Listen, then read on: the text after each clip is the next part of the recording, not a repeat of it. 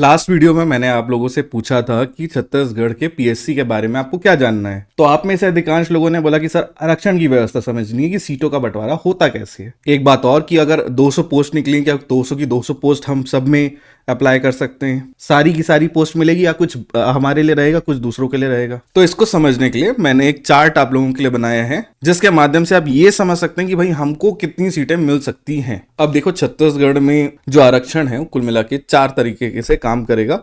एक तो अनरिजर्व होता है, जिसको आप जनरल बोलते हैं। तो पहली जरूरी बात, जनरल के लिए कोई भी सीट आरक्षित नहीं होती है।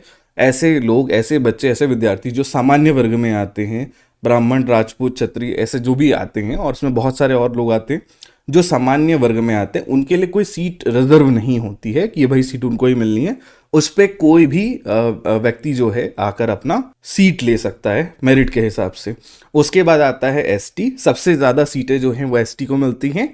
उसके बाद ओबीसी, और उसके बाद आप एससी बोल सकते हैं। ये 3 क्रम है। सुनने में आरक्षण का प्रतिशत अगर आप देखेंगे तो वो एसटी में ज़्यादा मिलता है। साथ ही साथ हमारे यहाँ महिला आरक्षण भी है। अच्छा, महिला आरक्षण लगभग 30% होगा। मान लीजिए कि आपके वर्ग से अगर 100 लोगों का सिलेक्शन होना है तो 100 में से 30 सीटें जो हैं वो कंपलसरी महिला को मिलनी है। तो मोटा माटी आरक्षण आपको मैं समझाने के लिए मैंने ये चार्ट आपके सामने रखा हुआ है। अलग अलग कलर में मैंने चीज़ें बांट दी हैं तो आपको समझने में आसानी होगी। सबसे पहले अगर आप बड़े ध्यान से देखेंगे तो जो ओपन सीट है, जनरल की सीट को असल में हम लोग ओपन सीट बोलते हैं। तो ये जो आपको नीले रंग में लगभग दिख रहा है, हो सकता है किसी को नीला दिखे, हो सकता है किसी को बैगनी दिखे, दोनों में से कोई भी कलर आप मान सकते हैं, जो भी आपकी इच्छा हो। तो यहां पर अगर कुल आरक्षण हम लोग देखेंगे तो वो 58% है। 58 हो सकता है प्रतिशत समझना आपके लिए थोड़ा मुश्किल हो जाए, लेकिन मैं इसे आसान बनाता हूं। मान लीजिए कि 100 सीटें निकली हैं, 100 पोस्ट निकला हुआ है, तो उसमें से कितने पोस्ट कौन कौन सी कास्ट के लोगों को मिलना है वो इस पे हम लोग समझेंगे। सबसे पहले कास्ट को समझिए। कास्ट का लेना देना डायरेक्ट जाति से नहीं होता है। कास्ट का मतलब होता है एक प्रकार का वर्ग। तो बहुत सारे जाति के जो लोग होते हैं उनका जब एक ग्रुप बनाया जाता है, एक उनकी श्रेणी बनाई जाती है, उसको हम लोग यहाँ पे कास्ट बोलते हैं। तो सबसे पहले जैसे कि मैंने बोला अनारक्षित की सीटें कितनी हैं, तो अनारक्षित की सीटें जिस पर जनरल के बच्चे सिलेक्शन ले सकते हैं, जो अनरिजर्व के बच्चे हैं सिलेक्शन ले सकते हैं, वो है 100 में से 42। अगर 100 सीटें निकली हैं, 100 पोस्ट निकला है, तो उसमें आप केवल और केवल अधिकतम 42 बच्चे ही जनरल से सेलेक्ट हो सकते हैं, उससे अधिक सेलेक्ट नहीं हो सकते।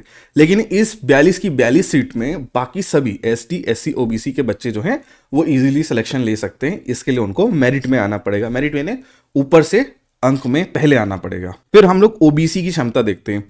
अब ओबीसी के जो बच्चे होते हैं उन लोग को ओबीसी की सीट तो मिलेगी मिलेगी, ओबीसी के साथ साथ उनको जो और सीट मिलेगी वो जनरल की भी है, यानी वो दोनों सीट में जा सकते हैं। तो छत्तीसगढ़ में ओबीसी का जो आरक्षण है वो लगभग 14% है, और 14% के साथ साथ 42% का जो आरक्षण है, 42% आरक्षण जो है वो किसी के लिए नहीं है, वो ओपन सीट है, उसमें सब जा सकते हैं। यानी कि ओबीसी के विद्यार्थी जो हैं 14 + 14 + 42 इतनी सीटों पे आरक्षण ले सकते हैं, या इतनी सीटों को वो चयनित होकर प्राप्त कर सकते हैं। दूसरे नंबर पर आप देख पा रहे होंगे कि रोटी जैसा एक होता है, मम्मी बनाकर बड़े प्यार से देती हैं, तो उसको अगर हम लोग समझने की कोशिश करें तो यहाँ आपको एक मोटा माटी अनुमान देखने को मिल जाएगा। लगभग 75%, एकदम 75 नहीं बोलेंगे क्योंकि इधर 26% है, तो यहाँ पर 42 और 32%, जो 32% है वो एसटी कोटा हमारे छत्तीसगढ़ में है। कुल मिला के आरक्षण के हिसाब से या जनसंख्या के हिसाब से जो मामला बनता है 33 के आसपास बनता है, लेकिन आप मोटा माटी उसको 32 के आसपास समझ कर चलें। तो 32%, क्योंकि जब भी सीटों का बंटवारा होता है ना तो थोड़ा सा प्लस माइनस हो जाता है, तो अक्सर वो 100% ऐसा नहीं होगा कि भाई 32% लिखा तो 32 ही मिले, थोड़ा कम ज़्यादा ऊपर नीचे हो जाता है। तो ऊपर तो नहीं होता, सामान्य तौर पर नीचे हो जाता है, ऐसा आप समझ कर चलें। तो लगभग 32% सीटें जो है एसटी को तो मिलेगी मिलेगी, एसटी के बच्चों को मिलेगी। साथ में ये जो 42% ओपन सीट है, अगर वो टॉप करते हैं, मेरिट में आते हैं, तो ये सीटें भी उनको मिल सकती है। इस बात का आपको ध्यान में रखना है कि जो अनारक्षित के बच्चे हैं वो कभी भी हालत में, किसी भी हालत में एसटी की सीट नहीं ले सकते, ना ओबीसी की ले पाएंगे और ना एससी की ले पाएंगे। एससी और ओबीसी की जो सीटें हैं वो लगभग आपको बराबर देखने के लिए मिलेगी। तो एससी के जो विद्यार्थी हैं, बच्चे हैं, उनको लगभग 12% का आरक्षण, जातिगत आरक्षण मिलता है, जिसके माध्यम से आपके पास जो जाति प्रमाण पत्र होगा और साथ में छत्तीसगढ़ का निवास प्रमाण पत्र, दोनों अगर आप उपयोग करते हैं तब आपको 12% जो है वो आपको छत्तीसगढ़ में आरक्षण मिलता है। इन 12% सीटों में केवल छत्तीसगढ़ के जो एससी से बच्चे आते हैं, विद्यार्थी आते हैं, वो फॉर्म भर सकते हैं। और अगर महिलाओं की सीट की बात करें तो लगभग 30% इतना जो है महिलाओं को वहां पे सीट देखने के लिए मिलता है। अब एग्जाम्पल के तौर पर हम लोगों ने एक लिस्ट मैं आपको दिखा रहा हूं। अच्छा, ये जो लिस्ट है ये काल्पनिक है, इसमें हम लोगों ने एक रैंक लिख दिया है अलग अलग। तो इसमें मैंने कलर फॉर एग्जांपल रख दिया है। एक यूआर पुरुष लिखा है, मान लीजिए पुरुष के लिए भी अलग से कोई आरक्षण की सीटें नहीं होती है, ओपन सीटें होती है, यानी पुरुष टोटल जितनी सीटें मान लीजिए 100 है, तो 100 की 100 सीटों में पूरे के पूरे पुरुष नहीं आ सकते हैं, क्योंकि 30% महिलाओं का आरक्षण है। तो उसमें अनिवार्य रूप से 30% सीटों पे महिलाओं को पोस्ट मिलेगी, चाहे वो मेरिट में है या नहीं है, उनको पोस्ट देना ही देना है। और वो पोस्ट भरने के बाद फिर पुरुषों की सीट जो है वो भरनी शुरू होती है। इसलिए अगर आप बहुत ध्यान से देखेंगे तो आपको सीजीपीएससी के कट ऑफ में महिलाओं के जो कट ऑफ है वो थोड़े से ज़्यादा देखने के लिए मिलते हैं अपेक्षाकृत पुरुष की, क्योंकि महिलाओं की सीटें पहली भरी जाती है और उसके बाद वहाँ होता है। तो महिलाएं बहुत अच्छा पढ़ाई करती हैं, इसलिए उनका कट ऑफ मार्क्स ज़्यादा आ जाता है। अब यहाँ पर देखिए, जैसे एक अमित है, एक रोहित है, ऐसे कुछ नाम यहाँ पर लिखे हुए हैं, और इसमें आपको देखना है कि अलग अलग जो लोग हैं अलग अलग सीटों में भरे हुए हैं, या फिर उनके चांसेस हैं, उनके स्कोर के हिसाब से पहले जमाया जाएगा, जितना उनके मेंस की परीक्षा में नंबर आएंगे। और जमाने के बाद अब यहाँ पर आप देख पा रहे होंगे अनरिजर्व, ओबीसी, अनरिजर्व महिला, एससी पुरुष, ये अलग अलग इसमें कास्ट के हिसाब से रैंक आ सकते हैं।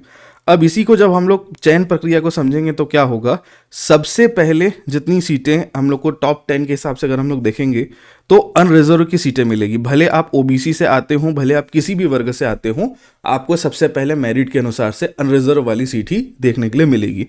और एक बार अनरिजर्व की सीटें जब फुल हो जाएंगी, मान लीजिए 10 सीटें अनरिजर्व की हैं, उसके बाद फिर कास्ट वाली सीटें मिलना शुरू होती है। इसके बाद मैं आपको एक चार्ट दिखाने वाला हूँ। इस चार्ट को हम लोगों ने बनाते समय बहुत सारे डाटा को हमको पढ़ना पड़ा, और अभी बहुत कम समय में हम लोगों ने इस डाटा को पढ़ा है, तो थोड़ा सा उसमें कुछ जगह में हम लोगों को थोड़ा सा प्रॉब्लम हुआ, दिक्कत हुआ। उसके हिसाब से इस डाटा से आपको क्या समझ में आएगा, छत्तीसगढ़ में कितने जो सीजीपीएससी में सिलेक्शन हुआ है, तो अभी मैंने जो आपको चीजें दिखाई, चार्ट दिखाया, उससे आपको पता चला होगा कि भाई इतनी सीटें ली जा सकती हैं। अब उस सीट में सबसे ज्यादा जो पॉसिबल सीट जो बच्चे ले सकते हैं वो एसटी के बच्चे ले सकते हैं, और दूसरे नंबर पे ओबीसी में लिया जा सकता है, ऐसा आप मान के चलें। तो छत्तीसगढ़ में अभी का जो ट्रेंड चल रहा है उसमें ओबीसी के बच्चों का चयन बहुत ज्यादा हो रहा है। और साथ ही साथ एक ट्रेंड देखने के लिए मिल रहा है कि जो टॉप के हम लोगों ने बहुत सारे बच्चों को जो एनालिसिस किया, उनके नंबर निकाले, इंटरव्यू के नंबर सामान्य तौर पे पब्लिक कर दिए जाते हैं सीजीपीएससी की वेबसाइट में, उसको हम लोगों ने देखा तो हम लोगों ने एक बात पाया, या आप भी जाकर वहाँ देख सकते हैं, कि जो बच्चे ओबीसी वर्ग से आते हैं उनको इंटरव्यू में मार्क्स बड़े अच्छे मिलते हैं।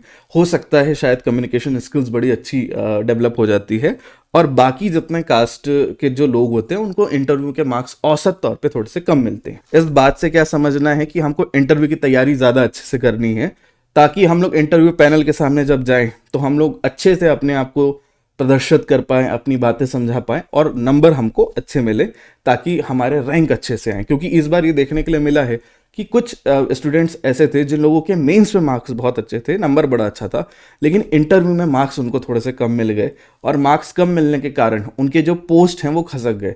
रैंक कम हो जाने के कारण, रैंक कम होने का मतलब है ऊपर से नीचे, मान लीजिए किसी को रैंक 1 मिला है, किसी को 2 मिला है, अब रैंक 1 2 3 4 5 जो ये भी बटा हुआ है, और उसके हिसाब से सीटें मिलती हैं, तो वो सीट कई बार बच्चों को नहीं मिल पाती है। कारण होता है कि इंटरव्यू में मार्क्स कम आ जाते हैं। अब माहौल तो ये चलता है, जो लोग पेपर देकर आते हैं, इंटरव्यू देकर आते हैं, कि इंटरव्यू में मिलने वाले मार्क्स में भेदभाव किस्म की चीज़ें कई लोग आरोप लगाते हैं, कई लोग और कुछ चीज़ें बोलते हैं। तो उस विषय में मैं विशेष टिप्पणी नहीं करना चाहूँगा। सबके अलग अलग विचार होते हैं, और भारत का संविधान सबको अपने विचार प्रस्तुत करने की सुविधा देता है, तो मैं उस विषय में बात नहीं करूंगा, बट आपको मोटा माटी ट्रेंड समझा दूंगा कि सबसे ज्यादा सिलेक्शन कैसे हो रहा है। तो ये इस बार के रिजल्ट के ऊपर हम लोग बात कर रहे हैं, और मैं पहले ही आपको क्लियर कर देता हूं कि हम लोगों ने ये जो डाटा बनाए हैं उस डाटा में अप्रॉक्सीमेट वैल्यू लेकर हम लोग चलें। एकदम पूरी डाटा को एनालिसिस कर पाना बहुत मुश्किल था। 643 के आसपास उम्मीदवार यहाँ पर हम लोग देख पा रहे हैं, तो सबका डाटा प्रोसेस करने में बहुत समय लगेगा, क्योंकि सबके साथ साथ पेपर के नंबर हैं, वो वाली चीज़ें, वो हम लोग थोड़ा दिन बाद आपको उसके बारे में डिटेल एनालिसिस देंगे, तो आपको समझ में आएगा कि ठीक है भाई, कौन से पेपर पे ज़्यादा नंबर बच्चे ला रहे हैं, कौन से में कम ला रहे हैं। और ये काम सिर्फ और सिर्फ हम करते हैं छत्तीसगढ़ में, तो ये आपको अच्छे से समझ में आएगा, क्योंकि मुश्किल काम है, इंजीनियर लोग करते हैं। तो इसमें अगर आप देखेंगे तो सेलेक्टेड कैंडिडेट जो हैं वो लगभग 237 लोग हैं, क्योंकि उतने पोस्ट आए हुए थे। और ये जो नीचे में आपको एक औसत अंक यहाँ पर देखने के लिए मिल रहा है, वो इंटरव्यू मार्क्स का है, कि जितने सेलेक्टेड कैंडिडेट है, हर किसी का तो हमने नहीं देखा, जिन लोगों का सिलेक्शन हुआ उनके जो इंटरव्यू के मार्क्स हैं सबका निकाला औसत। तो औसत निकालने से हमको समझ में आया कि ओबीसी के विद्यार्थी जो हैं उनको जो औसत मार्क्स मिल रहा है इंटरव्यू में वो है 62.5 के आसपास, और जनरल के बच्चों को मिल रहा है लगभग 58.4 के पास। एससी के बच्चों को उससे थोड़ा सा कम 56.8, और एसटी के बच्चों को उससे भी कम 54.2 के आसपास औसत मार्क्स मिल रहे हैं।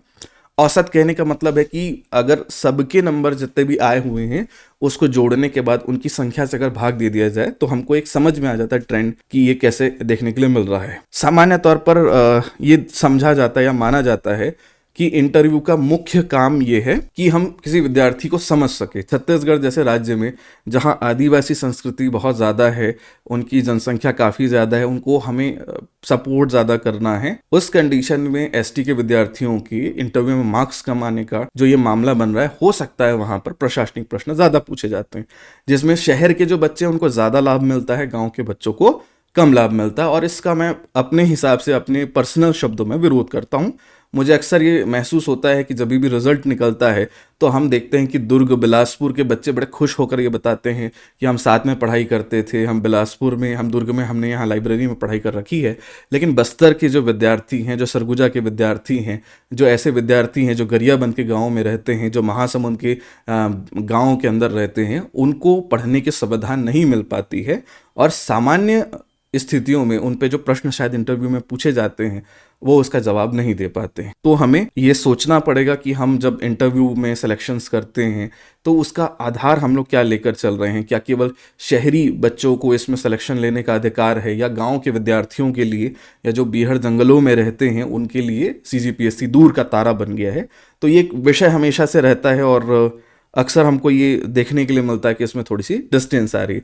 इसके लिए शायद पीएससी जो है वो कुछ करेगी, क्योंकि पीएससी का भी ये आशय नहीं होता है कि वो पेपर को एकदम ज़्यादा कठिन कर दें या बच्चों को ना बना सके। कुछ सालों से ये पैटर्न हमको देखने के लिए मिल रहा है कि सीजीपीएससी का जो प्रश्न पत्र आ रहा है उस प्रश्न पत्र में छत्तीसगढ़ के लोकल चीज़ों को ज़्यादा पूछा जा रहा है, ताकि छत्तीसगढ़ के जो गाँव के बच्चे हैं, ज़मीनी स्तर के जुड़े हुए जो बच्चे हैं, वो उसे बड़े आराम से अच्छे ढंग से उसे बना पाए। लेकिन फिर भी ये देखा जा रहा है कि जो पुस्तक हैं या फिर पढ़ने की सामग्रियां हैं वो सारा का सारा एक तरफ से कुल मिला के एक ही जगह, यानी जो रायपुर बिलासपुर आपका 2 जगह पे ज़्यादा कंसोलिडेट हो जाता है, मतलब वहीं पे ज़्यादा एकत्र हो जा रहा है।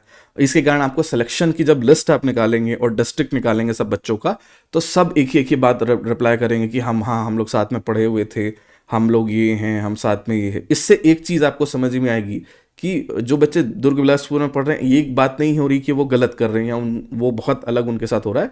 कहने का आशय ये है कि यहाँ पे असमानता का स्तर बहुत ज़्यादा है। छत्तीसगढ़ के लगभग आप अगर देखना चाहें 70% बच्चे जो हैं वो उस एग्ज़ाम के मिनिमम बुक्स जो क्वालिफिकेशन के लिए हमको चाहिए, मतलब खरीदने के लिए जो चाहिए होती है, वो भी हमारे पास उपलब्ध नहीं हो पाते हैं। तो अभी तो सब के सब टीचर्स इस पर काम कर रहे हैं, छत्तीसगढ़ में जितने यूट्यूबर्स हैं वो इस पर काम कर रहे हैं, और हम लोग का उद्देश्य हमेशा से यही रहता है बच्चों की आप सभी के लिए हम पुस्तक को उपलब्ध करा सके। बट आप लोगों का भी ये जिम्मेदारी होता है कि सारे टीचर्स को आप सपोर्ट करें, क्योंकि अगर आप लोग सपोर्ट नहीं करेंगे तो उस केस में हम लोग जो आप लोगों के लिए काम करते हैं उसमें हम हतोत्साहित हो जाएंगे, और हतोत्साहित होने का मतलब उदास हो जाएंगे, फिर काम नहीं हो पाएगा। तो बेसिकली ये छोटी सी बात है। इसमें और कुछ डाटा है, मैं दिखाता हूं आपको समझने के लिए। इसमें ये जो सिलेक्शन का जो लिस्ट लास्ट में निकलता है उसमें देखने के लिए मिलता है कि ओबीसी के बच्चे जो हैं वो ज़्यादा सेलेक्ट होते हैं। अब किसी के दिमाग में ये बात ना आ जाए कि लास्ट में इंटरव्यू के मार्क्स ओबीसी में ज़्यादा मिल रही हैं, ये सब वाली चीज़ें। मैंने जो बेसिक पैटर्न इस पे मैंने समझा या मैं वो चीज़ समझ पाया हूँ अभी तक, एकदम छोटी सी बात है। जो बिलासपुर या फिर जो शहरी इलाके हैं, रायपुर वगैरह के इलाके, वहाँ पर जो हमारे ओबीसी के भाई बहन हैं वो ज़्यादा हैं, और उसके कारण वहाँ पे उनके चयन की जो सीमा होती है वो ज़्यादा देखने के लिए मिलती है।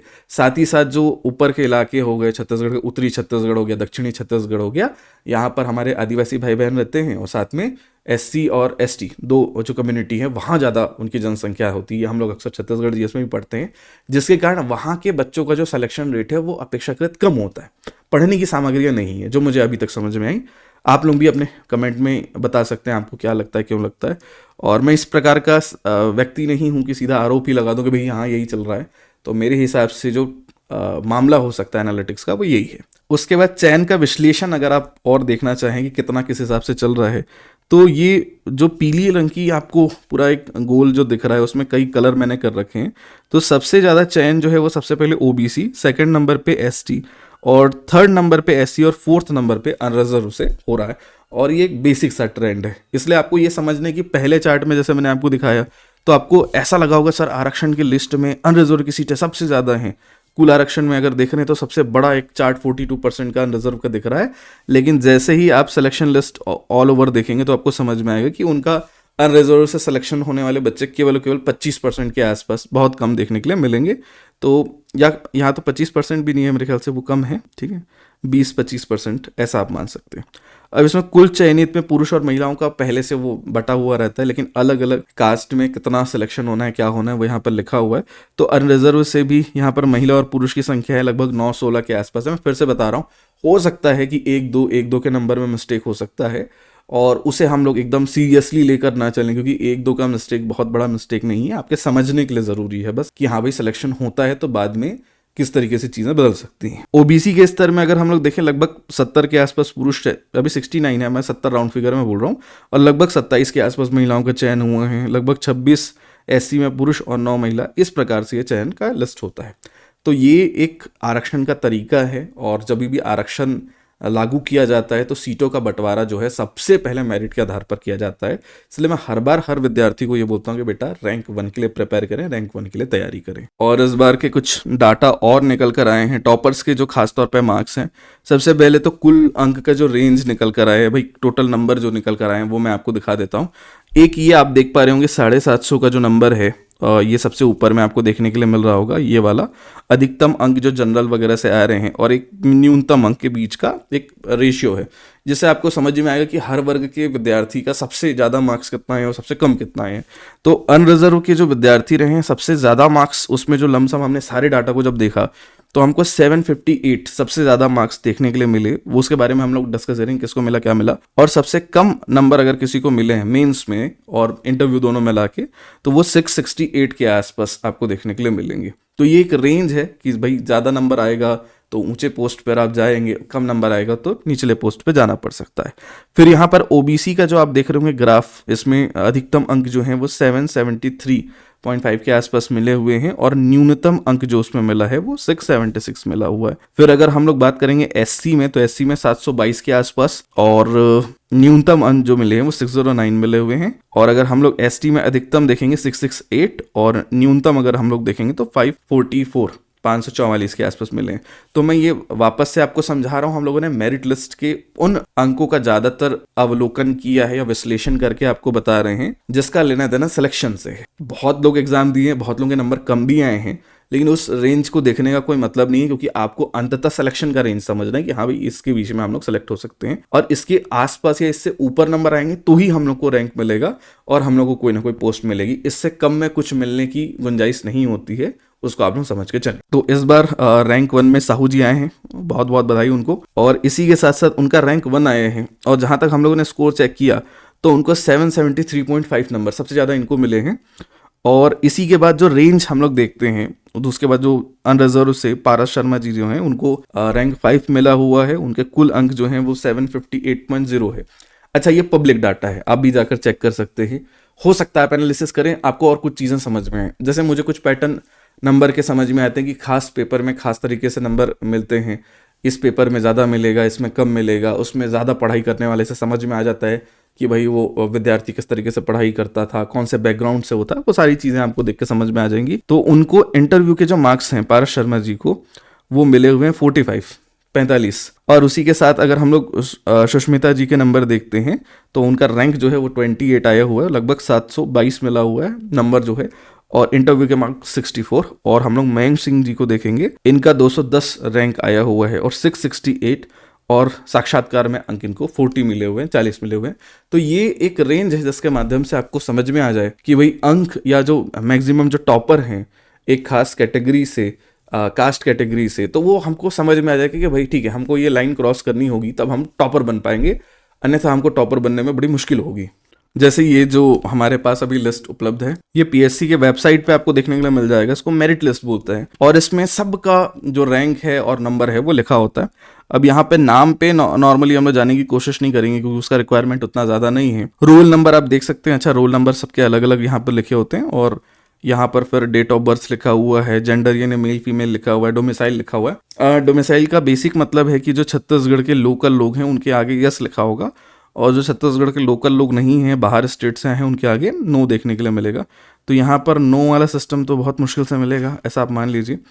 और उसके बाद यहाँ पर कास्ट की कैटेगरी जो लिखा हुआ है, CAT जो लिखा हुआ है, उसका मतलब CAT यानी कैट नहीं है, इसका मतलब कैटेगरी है, और जिसको आप कास्ट कहते हैं बेसिकली, तो इसीलिए उसे कास्ट कैटेगरी कहा जाता है। तो इसमें OBC लिखा हुआ है, फिर अनरिजर्व लिखा हुआ है। इस बार की स्थिति ऐसी कुछ रही कि जो हम लोग नोटिफिकेशन देखते हैं, तो नोटिफिकेशन के हिसाब से सीटें कैसे बढ़ती हैं वो मैं आपको अभी लाइव समझा रहा हूँ इस साल के रिजल्ट के एग्जाम्पल के माध्यम से। ये बड़े ध्यान से आप समझिए। जैसे कि यहाँ पर सबसे पहला पोस्ट है राज्य प्रशासनिक सेवा में उप जिलाध्यक्ष, जिसको आप डेप्यूटी कलेक्टर, SDM कई नामों से जानते हैं, वो यही पोस्ट है। इसमें आरक्षण को आप बड़े ध्यान से समझिए। इसमें लिखा हुआ है कि 3 सीटें जो हैं वो अनारक्षित को मिलेंगी, 1 सीट जो है अजा को मिलेगी, 2 सीट अजजा को, और 1 अन्य पिछड़ा वर्ग को कैसे मिलेगी। कुल मिला के 7 पोस्ट जो हैं वो डिप्टी कलेक्टर के लिए इस बार थे। और जब हम लोग रिजल्ट की फाइनल फाइल देखते हैं तो 7 लोगों का नाम यहाँ पर आपको देखने के लिए मिलेगा। सबसे जरूरी बात, अब यहीं से गेम बदलता है। आपको जो पोस्ट चाहिए, आप बोलते हैं ना सर कितनी रैंक लानी है कि हमको हमारा मनचाहा पोस्ट मिल जाए या मनचाही चीजें मिल जाए, तो डिपेंड करता है कि आप पहले पोस्ट का ही चयन कर लें एडवर्टीजमेंट देखकर। तो मान लीजिए इस वर्ष अगर किसी व्यक्ति ने, जो कि अनारक्षित से आता है, उसने ये सोचा कि मुझे किसी भी हालत में इस वर्ष क्या बनना है, डिप्टी कलेक्टर बनना है, तो यहाँ पर डिप्टी कलेक्टर की 3 पोस्ट है, तो जितनी पोस्ट है उसके अंदर रैंक लाना होगा तभी उसको पोस्ट मिलेगी, अन्यथा नहीं मिल पाएगी। इस स्थिति में अगर आप बड़े ध्यान से देखें कि रैंक 3 के अंतर्गत, 1 2 3 के अंतर्गत अगर कोई अनरिजर्व होगा तभी वो डिप्टी कलेक्टर बन पाएगा। तो इस साल के रिजल्ट को हम लोग बड़े ध्यान से देखेंगे, ये वाला। तो इस रिजल्ट में ये वाला ऊपर का रैंक 1 यहाँ पर OBC मिला है, रैंक 2 OBC मिला है, रैंक 3 भी OBC मिला है। यानी कि तीनों रैंक में, क्योंकि कोई जनरल का विद्यार्थी नहीं आ पाया, इसलिए इस साल कोई भी जनरल का विद्यार्थी डिप्टी कलेक्टर नहीं बन सकता है। एक स्थिति होती है कि भाई रैंक 1 2 3 वाले जो हैं उसमें से किसी ने अपनी पोस्ट लेने से इनकार कर दिया या नहीं ले पाया, कोई और अवसर हो गए, उन्होंने ज्वाइन नहीं किया, तो वेटिंग लिस्ट होती है और वेटिंग लिस्ट में जिनका नाम होगा उनको मिलेगा। तो चूंकि 4th नंबर पर हम लोग यहाँ पर देखेंगे, 5th नंबर पर पारस शर्मा जी का नाम है, और वो जो असल में अनरिजर्व से आते हैं, तो अगर इनकी रैंक थोड़ी सी ऊपर रहती, हल्की सी ज़्यादा नहीं हुई, ऊपर रहती, तो इनको डेप्यूटी कलेक्टर की पोस्ट इस साल अलॉट होने के चांसेस थे। तो यहाँ पर अगर आप देखेंगे तो अनुपूरक सूची, जिसको हम लोग बोलते हैं वेटिंग लिस्ट, वहाँ पर ये नाम है। तो ये क्योंकि रियल लाइफ एग्जाम्पल है, इसलिए नाम और रोल नंबर क्योंकि मैं उसे हाइड नहीं कर सकता, क्योंकि पब्लिक जानकारी है और पब्लिक जानकारी उपलब्ध है। ये आपको कुछ दिन में अधिकारियों के तौर पर आपके जिलों में पोस्टिंग लेते हुए दिखाई देंगे। पहले ट्रेनिंग होगी और ट्रेनिंग के बाद बढ़िया ये पोस्टिंग देंगे और राज्य की सेवा में लग जाएंगे। तो इन सभी को बहुत बहुत बधाई, अगर आप में से कोई वीडियो देख रहा है तो। अच्छा, बेसिकली आपको बहुत ध्यान से समझना है कि जैसे ही वो 3 सीटें मिल गई ऊपर पे, उसके बाद से जो 2 सीटें हैं वो बेसिकली आपको आरक्षण के तौर पर मिलनी थी, तो वो भी वहाँ पर मिल जाएगा। और फिर उसके बाद यहाँ पर OBC की केवल 1 सीट की आरक्षण थी, जो यहाँ मैं आपको दिखा देता हूँ। अभी भी कहाँ गया भैया, ये। तो इसमें अगर आप देखेंगे अन्य पिछड़ा वर्ग केवल 1 आरक्षण था, तो अब इसके बाद किसी एक विद्यार्थी को वो सीट मिल जाएगी, और उसके बाद फिर निचले हम लोग जब रैंक में जाना शुरू करेंगे तो फिर आगे मिलेगा।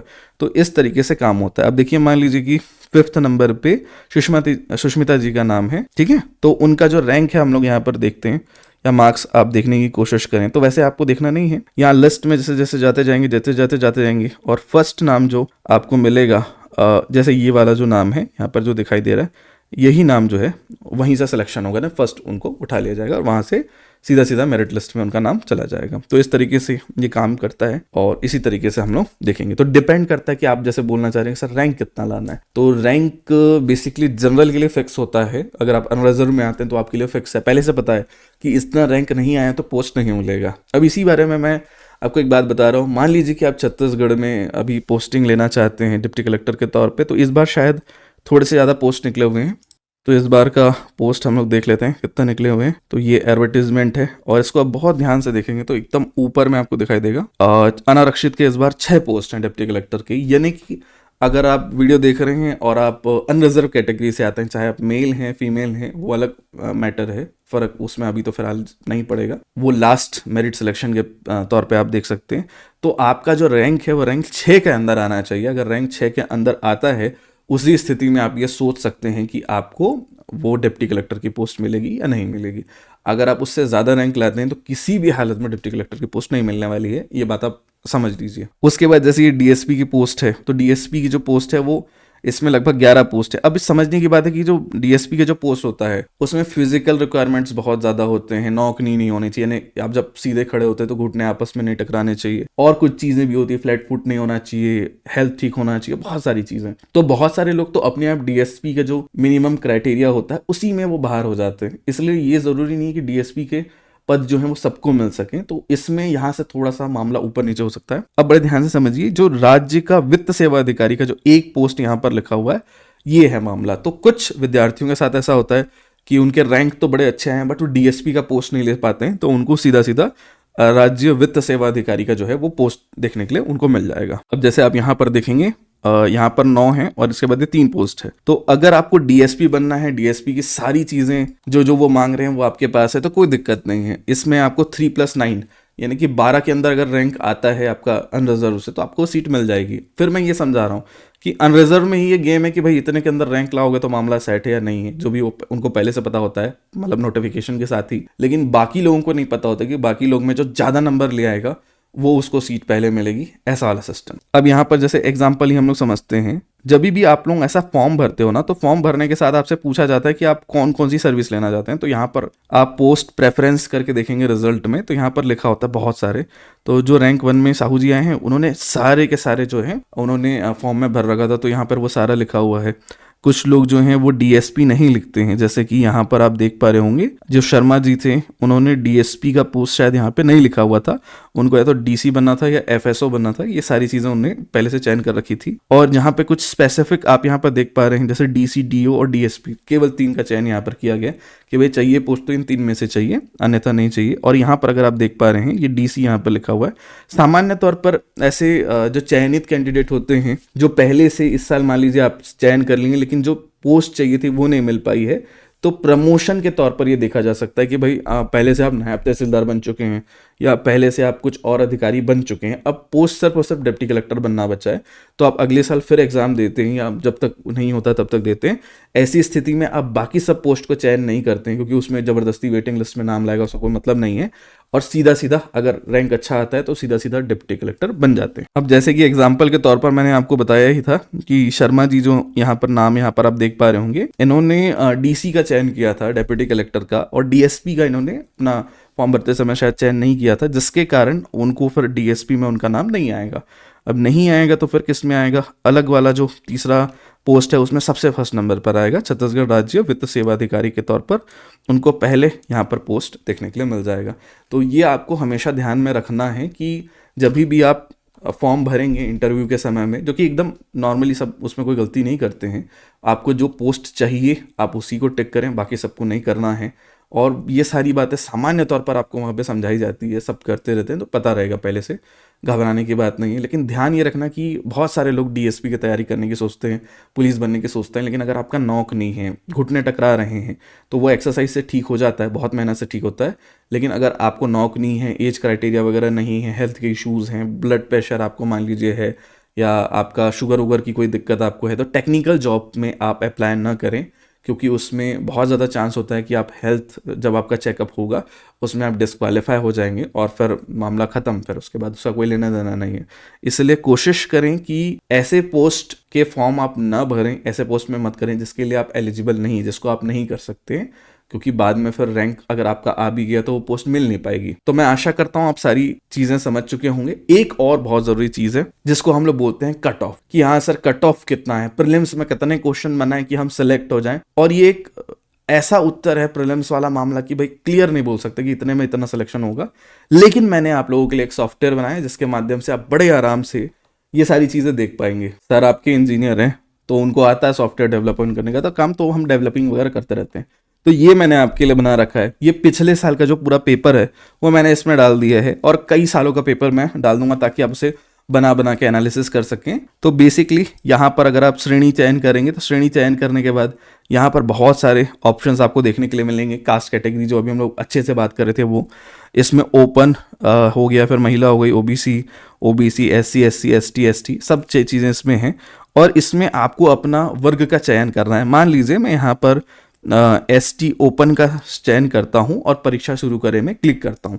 क्लिक करने के बाद यहाँ पर आप बड़े ध्यान से देखेंगे तो एक चीज आपको दिखाई दे रही होगी, वो है कुल प्रश्न कितने विद्यार्थी ने हल किए, आवश्यक कट ऑफ कितना है वहीं पर लिखा हुआ मिलेगा, और आपको चयन होने के लिए कितने प्रश्न बनाने जरूरी वो भी यहाँ पर लिखा हुआ है। जैसे इनको लिखा हुआ है कि 41 सही प्रश्न और बनाने हैं, और अधिकतम गलतियों की छूट यानी आप कितने क्वेश्चन गलत कर सकते हैं इस पेपर में, उसका आंसर है 44। तो ये आप जब टेस्ट देंगे, तो अभी तो मैं दे दूंगा एक आध दो, तो यहाँ पर जब आप देंगे तो मुझे तो वैसे आंसर याद ही रहते हैं तो उसको छोड़ दीजिए। तो इसको ऐसा ऐसा क्लिक करते भी जाऊंगा तो सारे हरे ही हो जाएंगे, तो फिर आप बोलेंगे सर ये तो चीटिंग है वाला सिस्टम, बट ठीक है। इसमें आप जब करेंगे तो देखेंगे कि धीरे धीरे जैसे जैसे आप सही करते जाएंगे तो हर सही प्रश्न के ऊपर आपको 2 अंक मिलते हैं, और धीरे धीरे आप क्वालिफाई करने के करीब जाने लगते हैं। तो जब आपका कट ऑफ कम होता है तो उसमें कई खास कास्ट कैटेगरी के हिसाब से कट ऑफ कम होते हैं, तो आप जिसमें भी आते हैं उसी के लिए आप जाकर टेस्ट ओपन करके दे सकते हैं।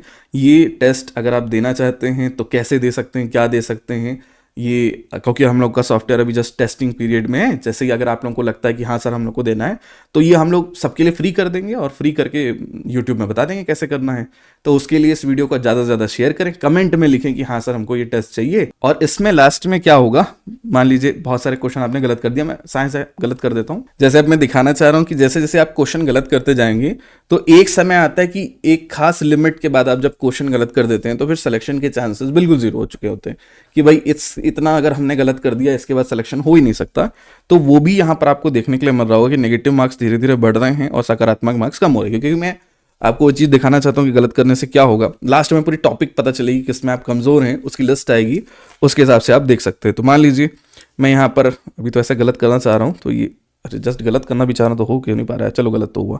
तो मैं जैसे जैसे गलत करते जाऊँगा तो यहाँ पर आप देख पा रहे होंगे गलत करने की जो छूट है वो धीरे धीरे कम होने लगेगी अगर सही क्वेश्चन नहीं होंगे तो, और धीरे धीरे कम होते होते वो जीरो की तरफ पहुंच जाएगी। जैसे जीरो हो जाएगी तो फिर उसके बाद एक आपको नोटिस आएगा कि भैया आप जितना भी कोशिश कर लो नहीं हो पाएगा, फिर भी आप टेस्ट आगे कंटिन्यू करेंगे, पूरा टेस्ट आपको कंप्लीट करना होगा। अब देखो जैसे आखिरी क्वेश्चन बचा हुआ है, अधिकतम गलतियों की छूट 1 हो गई है, मैं कोई भी क्वेश्चन गलत करूंगा उसके बाद मामला सीधा सीधा सेट हो जाएगा कि भैया आपने गलत कर दिया है, अब 0 है, अब एक भी गलती नहीं हो सकती। वो वही क्रिकेट का हाल है कि अब एक भी विकेट गिरा है तो सीधा ऑल आउट है। अब मान लीजिए कि जैसे यहाँ ऑल आउट हो गया तो यहाँ पर स्थिति अपने आप आ जाएगी नॉट क्वालिफाई। इससे आप एग्जाम देकर समझ सकते हैं कि आप अभी जिस भी स्थिति में हैं, लास्ट ईयर अगर आप एग्जाम देते तो क्या आपका प्रीलिम्स निकलता कि नहीं निकलता, ये पूरा टेस्ट देने के बाद आपको पता चल जाएगा। कुछ विद्यार्थी बोलेंगे कि सर ये तो आधा तो करंट अफेयर कह रहे हैं और करंट अफेयर ये वो दुनियादारी। तो देखिए करंट अफेयर जो होता है ना वो पूरा पेपर पास करने के लिए नहीं लोग पढ़ते हैं, वो सिर्फ बोनस नंबर के लिए पढ़ते हैं। अगर आपका बिना करंट अफेयर के एग्जाम नहीं निकलने की स्थिति में है तो वैसे ही खतरनाक स्थिति में आप हैं। सिर्फ करंट अफेयर पढ़ने से या न पढ़ने से एग्जाम का रिजल्ट में कोई भारी बदलाव देखने के लिए नहीं मिलेगा। इसलिए आप बड़े ध्यान से समझे कि करंट अफेयर मोस्ट इंपॉर्टेंट चीज नहीं है, लेकिन करंट अफेयर के अलावा जो जीएस का सेक्शन है, यानी कि जो हर साल पूछे जा सकते हैं, स्टैटिक सेक्शन है जो आप नॉर्मल हर बार एक बुक पढ़ के निकाल सकते हैं, उसका आपका प्रैक्टिस कितना अच्छा है यहाँ पे आपको समझ में आएगा। अब जैसे देखो, और यहाँ पर मुझे कुछ क्वेश्चन यहाँ पर बचे हुए हैं। अब कोई भी स्थिति में क्वालिफाई नहीं हो सकते हैं, तो अब जितना भी है कट ऑफ से अब मार्क्स ऊपर नीचे निकल गया है, तो मैं जल्दी जल्दी इसको खत्म करता हूँ। अब मैं लास्ट क्वेश्चन में पहुंच चुका हूँ, यानी 100वें क्वेश्चन में पहुंच चुका हूँ। मैंने मान लीजिए कोई सा भी क्लिक कर दिया तो यहाँ पर पूरा एक लिस्ट निकल कर आता है कि हाँ भाई आपने कितने क्वेश्चंस जो हैं वो सही किए हैं, कितने गलत किए हैं, और वो खंड के हिसाब से निकलता है। जैसे सामान्य अध्ययन पॉलिटी में है, कौन कौन से टॉपिक आपने गलत कर रखा है, किस टॉपिक से कितने क्वेश्चन आए थे, सब यहाँ पर आपको देखने के लिए मिल जाएगा। और सबसे नीचे में जब आप जाएंगे ना तो यहाँ पर एनालिसिस इमेज डाउनलोड करें पर आपको क्लिक ज़रूर करना है, क्योंकि इसी से आपका जो एनालिसिस है वो डाउनलोड हो सकेगा। अन्यथा आप खाली ऊपर ऊपर का देख के अगर निकल जाएंगे तो फिर वो नहीं हो पाएगा। और ईमानदारी से आपको क्या करना है, पूरे के पूरे जितने क्वेश्चंस हैं उसको बनाना है। बनाने के बाद कौन से क्वेश्चन या कौन सा हिस्सा आप बहुत गलत कर रहे हैं, इसमें कमजोर हैं, वो पता चल जाएगा। उस पर ज़्यादा मेहनत करनी है, और वो लास्ट में ये भी बताएगा कि कितने और आप सही करते, या कई लोगों को लगता है कि हमारा माइनस मार्किंग का सिलेक्शन नहीं हो पा रहा है, तो वो उसमें दिखाएगा कि अगर सच में माइनस मार्किंग में अगर आप इतने क्वेश्चन गलत नहीं करते तो सिलेक्शन हो सकता था, वो भी लिख के बताएगा। तो जैसे मैंने यहाँ पर क्लिक किया, तैयार करें और डाउनलोड करें। स्क्रीन पे शायद अभी आपको शो नहीं करेगा, हल्का सा मैं अगर देखने की कोशिश करूँ तो आपको शायद ये सेव करें करके सेव आ जाएगा। इसमें आप क्लिक करेंगे, क्लिक करने के कुछ ही समय बाद इमेज डाउनलोड हो जाएगा। इमेज डाउनलोड होने के बाद कुछ इस प्रकार का दिखेगा। इसमें पूरा एक लिस्ट आपको दिखेगा जिसको आप प्रिंट कर सकते हैं, है ना। नाम, यहाँ पर मोबाइल नंबर, आपका जो भी आप लिखेंगे, नाम और मोबाइल नंबर इसलिए ताकि हम लोग को जब आप बाद में भेजें कि सर हम लोग कैसे तैयारी करें, कहाँ कर सकते हैं, क्या नहीं कर सकते, तो हम लोग को बताने के लिए ऑप्शन जो होता है वो इसी के आधार पर बताएंगे कि हाँ भाई इस चीज़ के लिए आप ये बुक पढ़ो, इससे ये हो सकता है, वो हो सकता है, जो भी चीज़ है इसके लिए ये अच्छे से बना पाना बहुत ज़रूरी है।